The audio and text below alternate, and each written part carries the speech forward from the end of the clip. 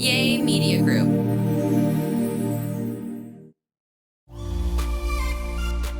Hey, what's up, y'all? So if you have not yet, please check out last week's episode. You get the beginning part of this conversation. I got my boy Antoine here with me. We're going to continue this conversation. So we ready for this thing? Y'all ready for this? It's about to get deep, about to get intense. We better get into it, y'all. Let's do it.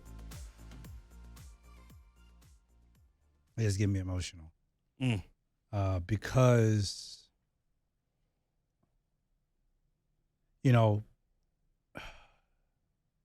I mean, you walk with me. Yes. Through hell. Mm-hmm. And I never forget those phone calls we had where I was told you can't say anything. And people were saying, why isn't he saying anything? Why isn't he saying anything? Why isn't he responding? Yep. But I couldn't say anything. Yes. My hands were tied. Mm-hmm. Not only from my board, Yes. but also from my spiritual leadership. Yep. Don't say anything.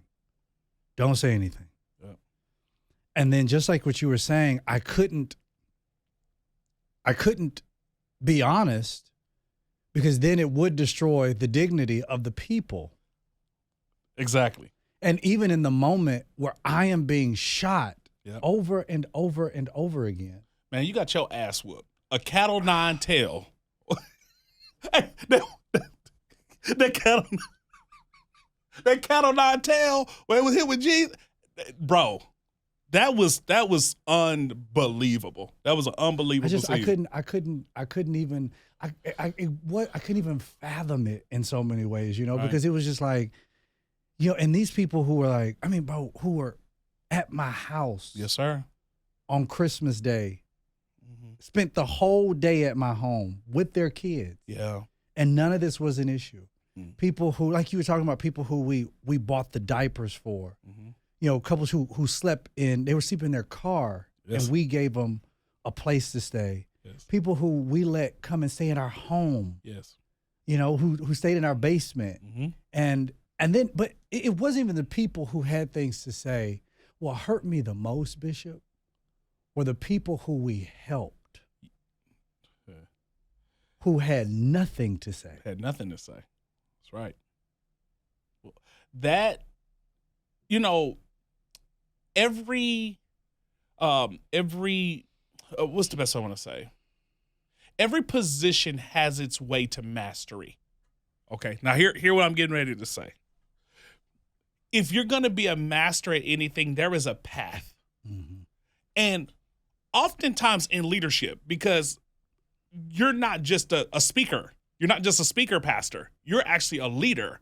So when somebody has the gift of leadership and they come through sometimes the womb of the church, there is a crucifixion moment. Oh, I was crucified. Okay? Like it is there's a crucifixion moment that comes for every great leader because it's actually on the path toward mastery. Mm-hmm.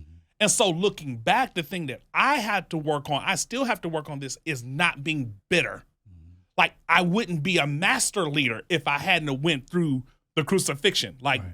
And I am trying to, in my personal health of pastor leadership, at this point in my life right now, not to be petty and not to be angry and not to be spiteful and mean-spirited. Like back in the day, I felt like I had the strength to not be petty and not say nothing.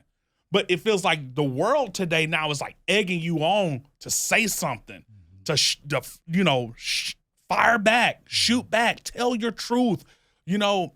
And I'm trying to walk that personal line of being healed, whole, so that I'm not jaded when I'm dealing with people, because I believe there's a leadership call on my life, so I'm trying to master it. Right. But I'm also now more about my own boundaries. Yeah. Like That's true. I agree with where that. I thought that it was required for me to have people into my personal space to love them well. Yeah. I understand. Nope. You stay over there. Yeah. You ain't staying in my house. Absolutely. I'm sorry. You have to sleep in your car. I'll bring you some food. Yeah. But you stay over there because there might be a philosophy that you have that is the reason why you have to sleep in your car. Right. And you're going to bring that into my house. There might be a reason, there might be something in your mindset that I'm supposed to teach you out of. Right.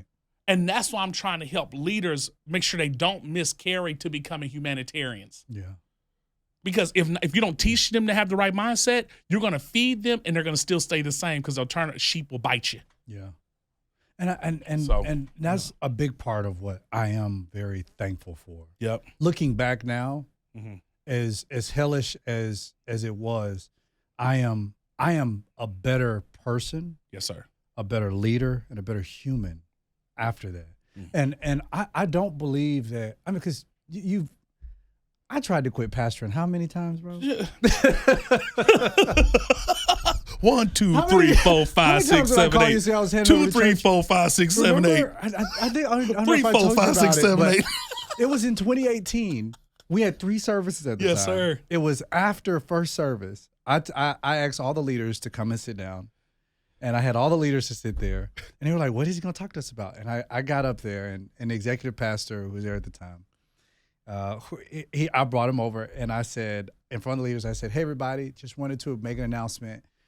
As of this Sunday, I am currently stepping down. And I said, and they were like, huh? And I was like, yes. I said, he's going to step up. He's going to step up as lead pastor. And one of the girls, I'll never forget, she raised her hand. She said, that ain't going to work. She said, that ain't going to work. That ain't going to work. She said, no, big dog, that ain't going to work. And I was like, I said, no. I said, okay. And then I tried to reframe my language. I said, everyone, I'm not stepping down. I'm stepping up. I'm going to oversee. All right. So I'm going to oversee. I can teach some, but I'm going to step. She said, big dog, that ain't going to work. So I stayed in it. Yep. And then I never forget 2019. I said, okay, we came to California. We was here, and we had just got back from Maui. We're staying in Beverly Hills.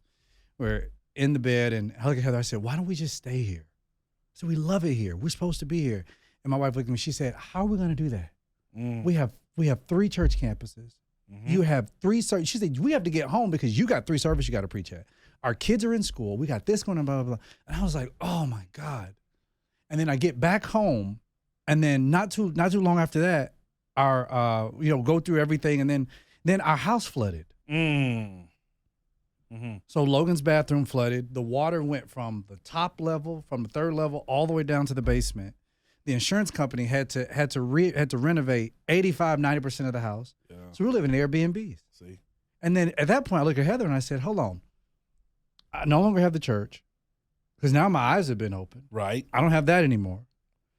Our house is being renovated. The insurance company's already paid $50,000 to have everything wrapped up and put in storage. So it's already there. We're already living out of our suitcases in Airbnbs all throughout Atlanta. Yeah. Why don't we just do it? And so we bought a ticket, flew over to California. We stayed here for 3 days. We went and toured schools and houses. We got on the plane, and Heather was like, I just feel like if this is supposed to be for us, we're going to have a house before we leave.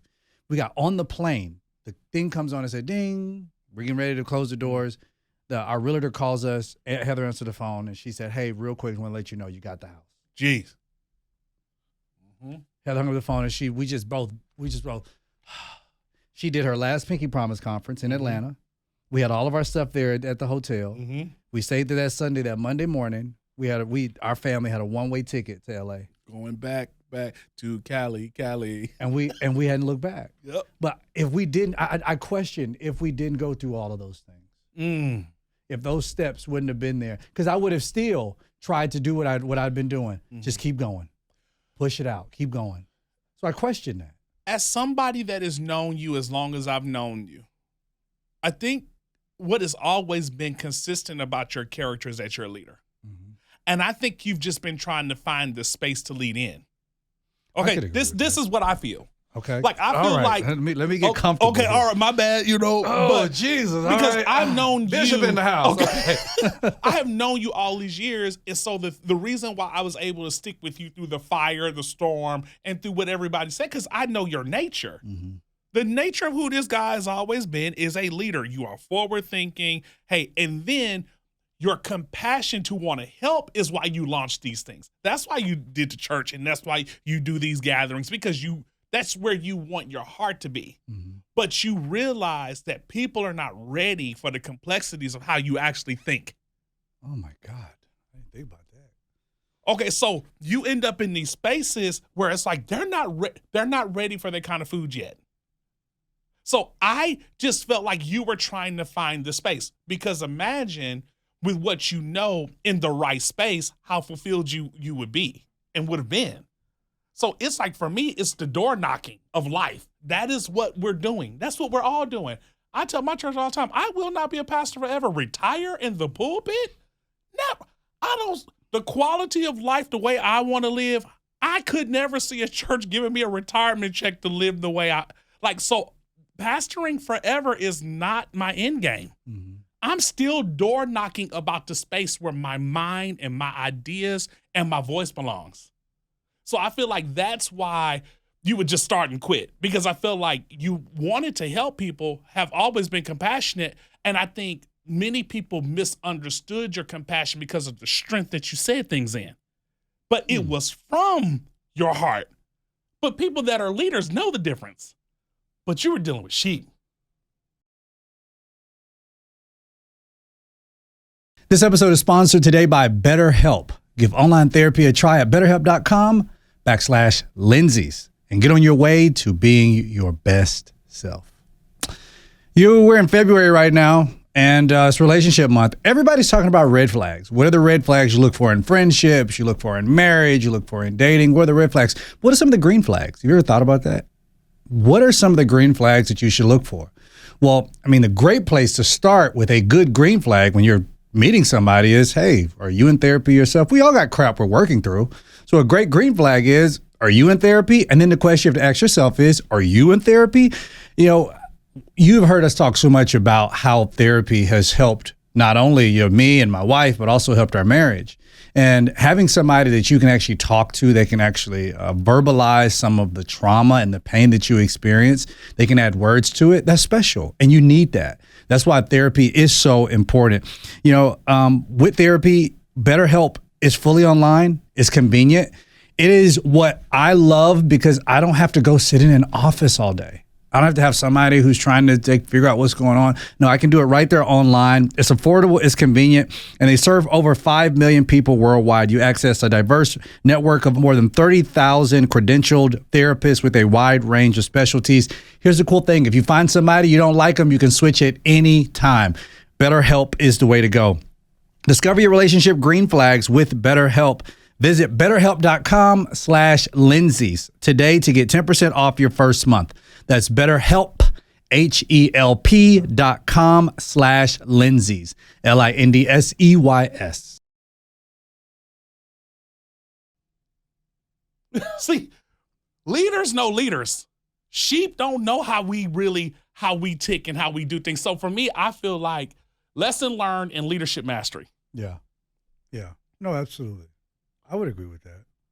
I would definitely agree with that. Because I think when we moved here and when we started Sabbath LA, it was, honestly, I felt again like what I felt, that same thing in Atlanta. And I felt like I became a glorified event planner. Yes, sir. We have children's church this week. We don't have children's church this week. Well, the building ain't going to be ready at this time. We got to get in this time. Well, who's going to play the piano? We don't know. We got somebody that's going to play the piano. He's going to charge this amount. How much the drummer? The drummer's going to be this amount. How much you got to do this? We got to pay this, and we got to pay this. And then the money has to come in order to pay for this. And but the money's not coming in. We got to do this. Live stream didn't work. And I felt like a glorified event planner every single week. And I said, you know what? This is not the usefulness of my gift. This is not it. Come on, bro. I am not here to try to figure out if you want to show up to help with kids or not. I don't give a crap if you leave your kids in. Yeah, this is not the usefulness of my gift. So I went back into it. But my wife said something that was very interesting. She said you hated it back when we started. She's like, you hated it back then. She was like, but we were young, and she said we were young, stupid, and zealous.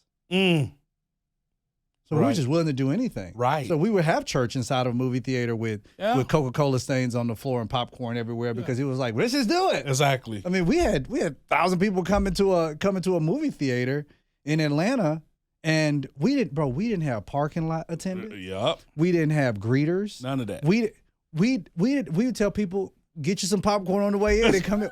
We didn't know. But we ended up with suits on. I forget. We would have church on one section of the movie theater, and they would have drag queen shows on the other side. I'll never forget it. I'll never forget it. But it was just, we just did it. And then when we started growing and stuff, then we started going to these pastor conferences. They're like, here's how you set up your ushers conference. You set up your parking lot attendance. And I was like, parking lot attendance? Right. These Negroes don't know where to park. Like, right. Facts. Like, you need an usher to tell you where to sit. Like, right. Just sit down. There's a chair. Yep. And so I couldn't fathom that. I couldn't fathom it. But I want to switch gears as we close this out. Mm-hmm. I want to talk about pain. I want to do it for about 15 minutes if you have time. You got pain. Me. Lord, I know I had a chance to walk. Well, you had a chance to walk with me through some stuff, and then I had a chance to walk with you through things as well. And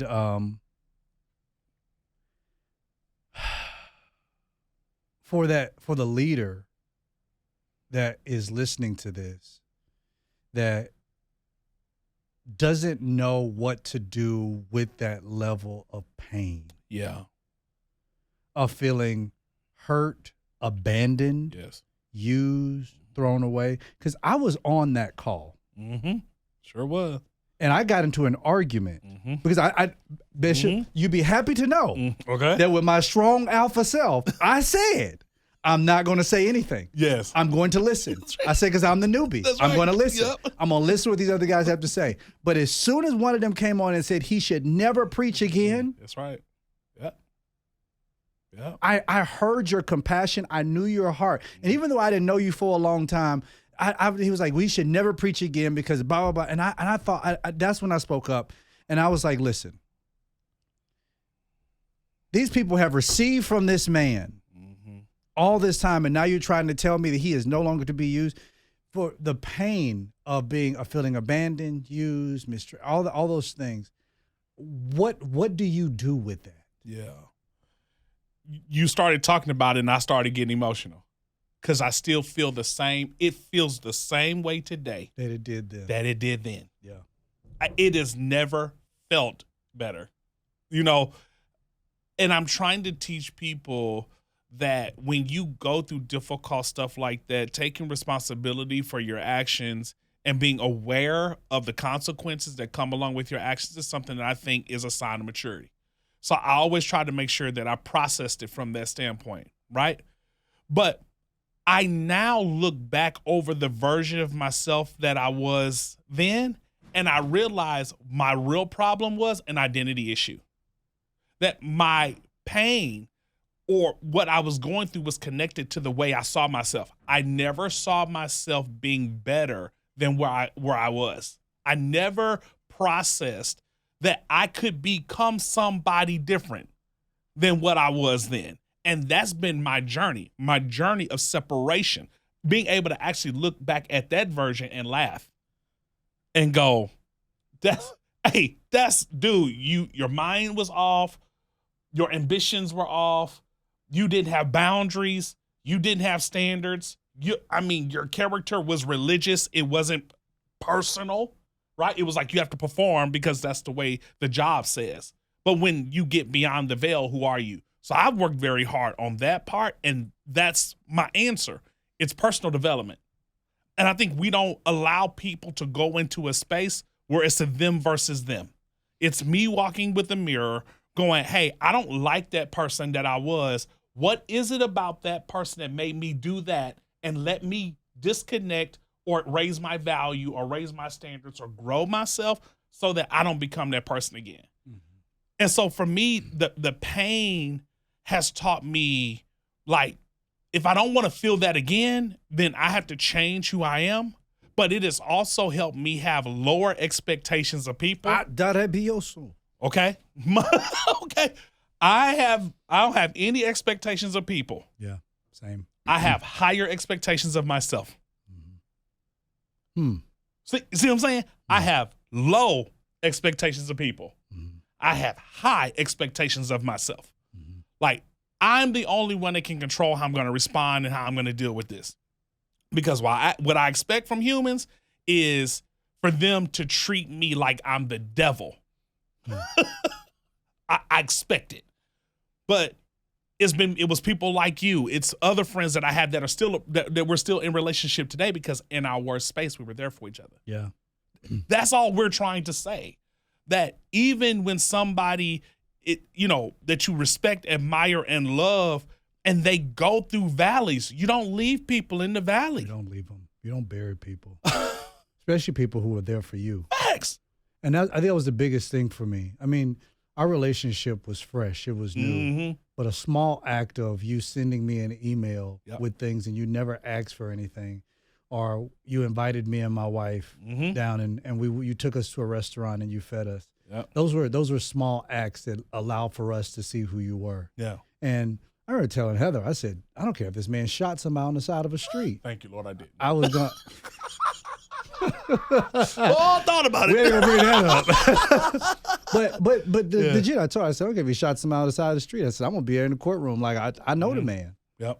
And that's just, that maybe what y'all said he did. I don't know. Right. I wasn't there. Right. But I'm just telling you, I know him. Right. And so seeing you walk through that, and seeing you just continue to press forward. Yeah. In spite of all of it. Antoine, there are very few men I respect. Yes, sir. And you have always been one of them. I appreciate that. I have very few men that I could say consistently I've respected, and that is mostly because you've always just remained true to who you are, and I appreciate that about you. I love the fact that you mentioned not having expectations for people because I have absolutely none now. I have absolutely none. I don't have any. Yep. I'm still working on that piece of the responding to people because at this point I'm not Michelle Obama. It's like you hear me? Michelle said when they go low, you go high. See, you go low with me, I'm taking you to hell. That's right. I'm taking you straight to hell. Right. I had a girl. I did a Q&A on Monday, bro. This girl, she told me, she said I hate your tattoos. I looked at her profile. I said, I hate your wigs. No, yeah, I hate your lace front. I hate your lace front. But you know what? We all got an opinion. See, that's how it works. See? That's how it works. That's how it works. Leader or not, we all got an opinion. I like your wig. That's right. So if you want to be, and that's the thing. The Bible says no tit for tat. I'm human. I'm getting there. Bishop talking about mastery. Yes. I ain't got that. You ain't got there yet. Hey, I'm still trying to get it Right. because I gotta. You know what? I need to be baptized from that south side of Riverdale, Georgia. I think that's what it is. I actually. It's the south side of Riverdale. That's what it is. That crime mob, nuck if you buck. That's right. South side mafia.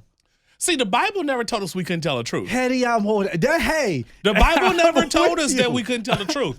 The Bible with just you. says to speak it in love. And I loved it when I said Right. it. See? So that's why I tell people now, okay, when I used to say nothing, the Bible didn't say it just say nothing. It say tell the truth. Yeah. So now I'm the person that's like, okay, I'm finna give it to you. But let me fix my tone when I say this. Lord, give me the right tone to say this, because I'm about to light you up. I'm about to light you up. Which is true, man. I gotta say, man, I appreciate you. I respect you. You have revolutionized my life and who I am. And cool thing is too is that you're so low maintenance. I love a good low maintenance friend. bro. We gotta talk for 9 months. If we pick up the phone, we'll talk for 2 hours. What's up, dog? Yes, because that is me. Because I believe that when people are on their personal journey, you know what? More than popular, and I'm putting this on record. More than popular, I've told my friends, I just want to be there. That every iteration and every change of the church, am I a consistent, constant voice? I want to be there. I don't want to be up. I just want to be there. And that's what I practice with all of my friends. We can hang out if you want to hang out. If you don't, I don't care. You on it? We on some? I'm on it. If we on this, I'm on it. Like, I just want to be there. And that's what, you make it easy. You make it easy, bro. You've always been this way. You are a person of character. You have always been this guy. I appreciate that, man. This dude, when we met, I was like, You were the first Obama. Hey, You remember them before suits? Obama was Obama, this was Oh, Obama. remember This them man suits? always Oh, had my on suits, God. ties, clean, Gosh, articulate. those suits. God. Hey, those bro, you've always been this person. Those suits. Those suits. Yeah, hey, you clean, dog, all the time. I'll be like, man, I got to get my stuff together. But you That's know what me, I'm on some jeans and I'm good. I remember forget love that you, time bro. Creflo, he looked at me, he said, he's putting on this suit, getting ready to go to church, and he said, what you think? Because I met you. No, Yep. I met you longer. It's been longer than 15 years. I met you when I worked for Creflo. Yeah, yep, yeah. That was before yes. Heather. That was before Heather. I've known you longer than Yeah. It's been 18 years. Yeah. 18, 19 years. So Yep. Creflo is putting on this suit. It's a purple suit. And we were getting ready to leave the condo. He looks at me, he says, what do you think about this suit? Mm-hmm. And I said, it's the ugliest thing I've seen in my life. Yikes. So we get to church, bro. You know, we get in the back, all the vision keepers are there. Mm. He said, can you believe Cornelius said that I got on this is an ugly suit? And he was like, Cornelius, why would you say that? And I was like, I said it because I'm being real. Y'all not saying it because y'all want to kiss his behind. Mhm. I said, so he got up there at church and he was talking about people bondage. Mm-hmm. He said, you can't be in bondage with people thinking about you. He said, I woke up this morning and I put this suit on. He said, I asked Cornelius, and they panned the camera over to me. He said, I asked Cornelius what he thought about this suit. He said it was ugly. He said, I ain't care. I wore it anyway. Everybody, woo! They put the camera on me and I said, so always been all that way. over the broadcast, Yeah. everybody knew that's that dude right there. That's Like, wear that ugly suit. Right. You asked me a question. But yeah, man, those suits, I just, Hey, that's what I'm my saying. God. And now you can't can't. pay me to put one on. What? You can't pay me to put one on. What'd you do with all that? Well, you can't get in them now. I can't get I'm in about to them. say you, I can't. I got two sports coats I can get into. man. But I had the tucks and everything. I gave a ton of them away, and then I can't even give them to Logan because they were all tailored. Right. That's what I'm saying. That's you why I were hate the tailored first suits You was the because first one. you get it tailored for how you look when you're 21. I'm 38 right now. I don't look the Right. same, so I can only wear that suit a couple times. telling you, man. What? So- Those are the days. Those were the days, but y'all, I really appreciate y'all joining us. Yo, it's Love been a great episode. We talked about a lot of stuff. Yeah, We man. talked a lot of Hey. stuff. But it was a great episode. Anytime that you're around, whatever it is, well, I'm gonna try. Subscribe. Just subscribe, join in, listen, share it with your friends, your family. And then also, Antoine, you mind telling the people where they can find you Sure. and your church? Yeah, you can find me, Antoine Jackson, on Instagram or on all socials, AntoineJackson.com. And City of Hope in San Diego, 10 o'clock Sunday mornings. 10 o'clock Sunday morning, City of Hope. And I will reiterate in saying that there are very few people who I would recommend Mm. that you entertain, you listen to. Antoine is just one of those people. If you love authenticity, you love transparency, you love wisdom, and you are and a plus if you are of a creative mind. Antoine is the person, like without a shadow of a doubt. So I appreciate you being Appreciate here. you, I man. hate that my wife couldn't be here, but It's all she was good. having a bad hair day. So. And my We wife didn't had- like your wig. Hey,